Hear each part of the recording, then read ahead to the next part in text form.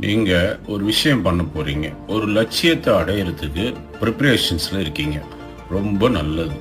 அது ஏங்க ஊரெல்லாம் தம்பட்ட அடிச்சுட்டு திரியணும்? "ஏய் நான் என்ன பண்ண போறேன் தெரியுமா?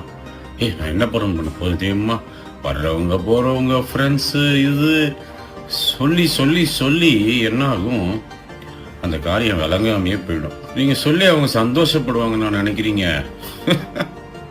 இந்த உலகத்துல யாரும் எதுக்காகவும் மத்தவங்களுக்கு சந்தோஷப்படுறதே கிடையாது. அமைதியா இருங்க. அமைதியா வேலை செய்யுங்க. அமைதியா போங்க. அமைதியா வாங்க. நீங்க வேலை செய்யறது யாருக்குமே தெரியக்கூடாது.